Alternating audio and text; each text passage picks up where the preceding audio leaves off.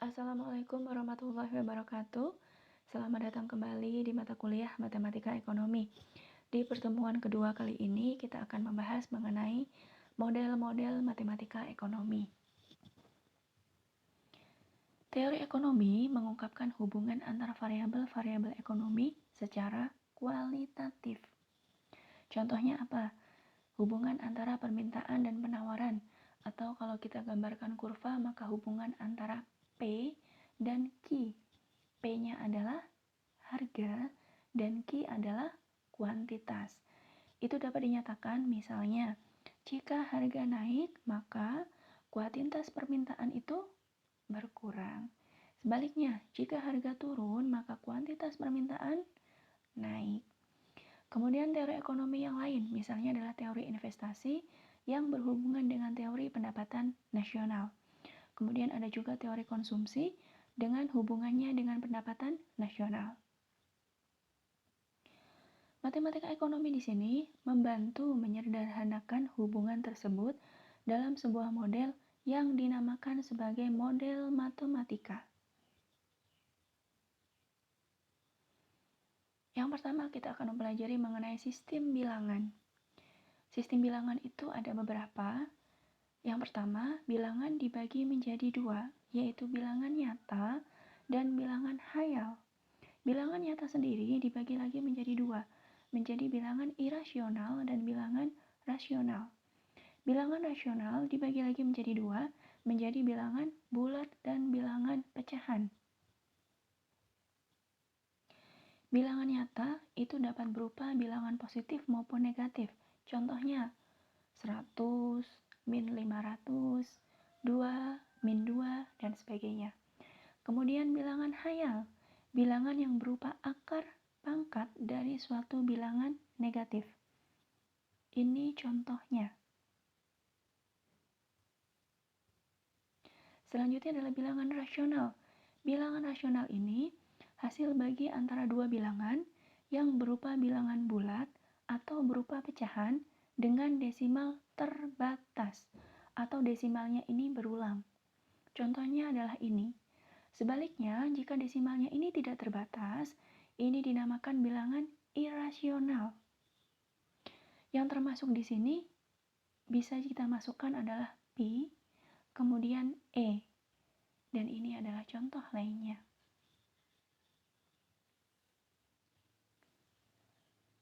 Kemudian, berdasarkan teori himpunan, bilangan juga dapat digolongkan menjadi bilangan bulat adalah bilangan rasional, tetapi tidak semua bilangan rasional adalah bilangan bulat. Perhatikan pernyataan ini. Kalian buka lagi apa tadi yang dinamakan bilangan rasional. Pernyataan yang kedua, semua bilangan pecahan adalah bilangan rasional, tetapi tidak semua bilangan rasional berupa bilangan pecahan. Dan pernyataan yang ketiga, semua bilangan irasional adalah bilangan desimal, tetapi tidak semua bilangan desimal adalah bilangan irasional.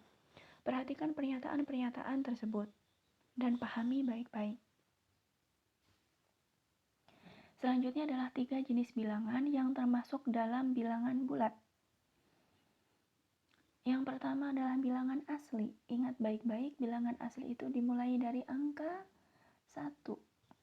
Kemudian bilangan cacah dimulai dari angka 0. Dan yang terakhir adalah bilangan prima. Bilangan prima adalah bilangan-bilangan tertentu saja. Misalnya adalah 2, 3, 11, dan sebagainya. Selanjutnya adalah hubungan perbandingan antara bilangan. Saya ingatkan kembali mengenai tanda pertidaksamaan.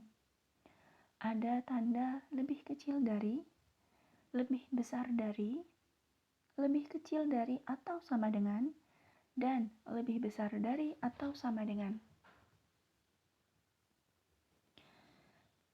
Selanjutnya adalah mengenai sifat perbandingan. Perhatikan beberapa sifat perbandingan berikut ini. Ada 4 sifat perbandingan, silahkan nanti kalian coba dengan mengambil angka sembarang, tapi memenuhi kaidah-kaidah ini.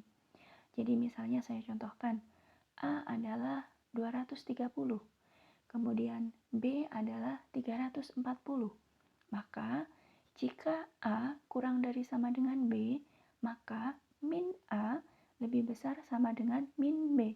Betul tidak? Betul. Silakan nanti kalian ambil angka sembarang, tapi tentu saja memenuhi kaidah-kaidahnya. Selanjutnya adalah operasi bilangan.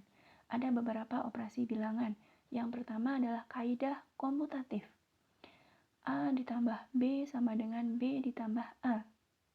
Sampai sini paham ya? Bahwa yang namanya 2 ditambah 3 itu sama dengan 3 ditambah 2. Pun dengan perkalian. A dikali B sama dengan B dikali A. Gampang ya? Yang kedua adalah kaidah asosiatif. Ingat, ruas kanan dan ruas kiri sama-sama ada yang di dalam kurung dan ada yang tidak di dalam kurung. Silahkan nanti kalian coba. Misalnya, ambil angka A sembarang, ambil angka B sembarang, dan ambil angka C sembarang.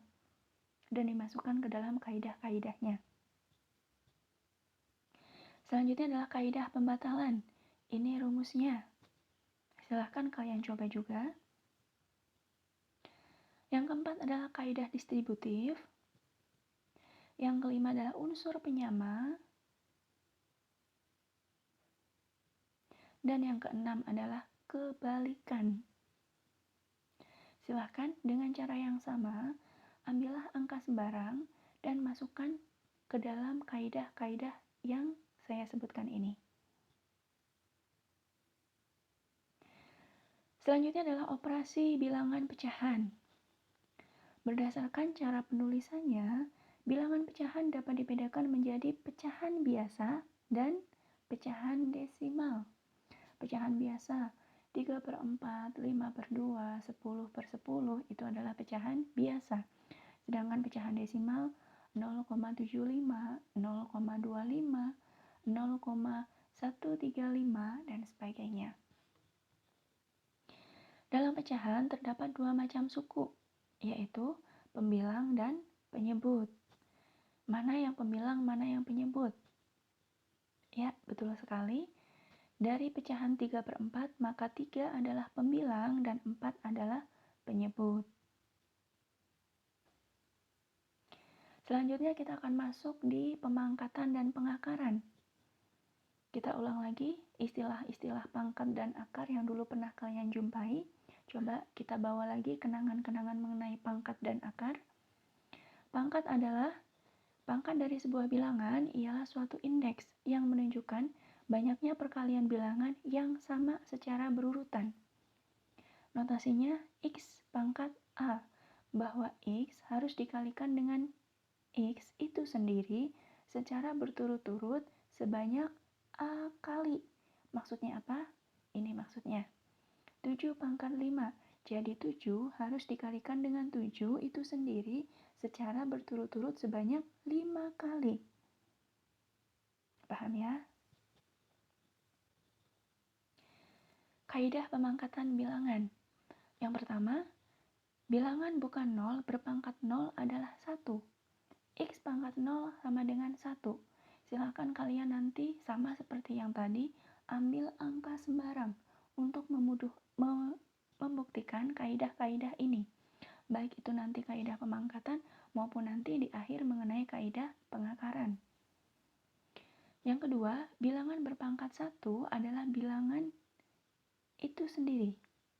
X pangkat 1 adalah X. 10 pangkat 1 sama dengan berapa? 10. 0 berpangkat suatu bilangan adalah tetap 0.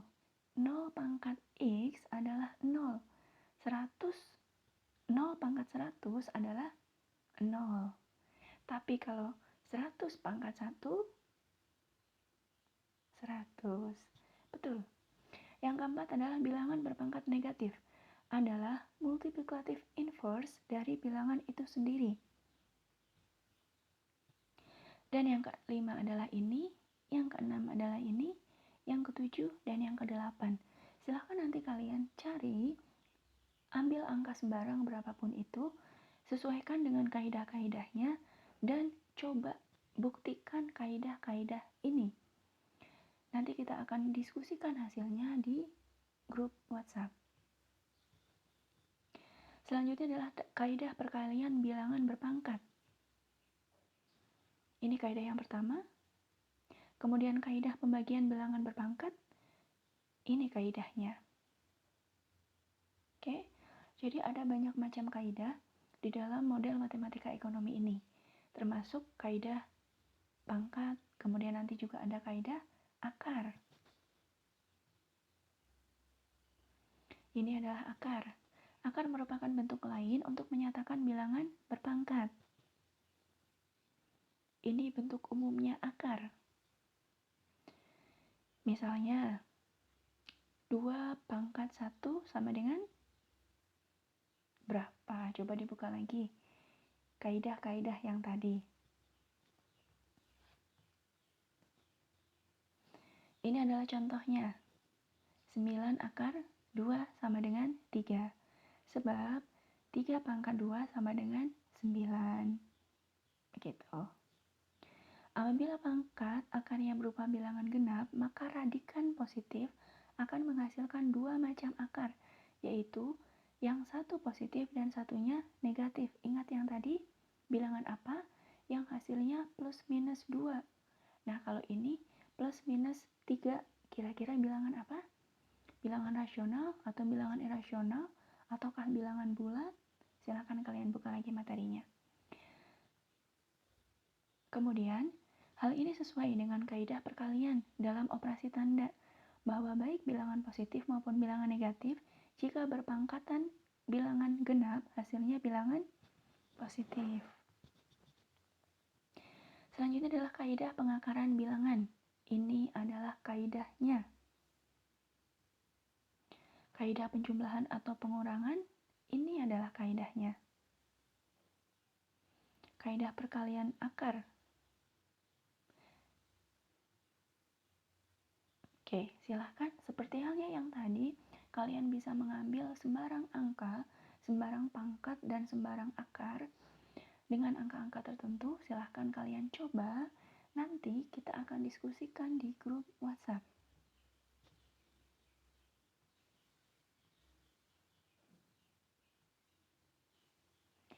Demikian, terima kasih. Wassalamualaikum warahmatullahi wabarakatuh.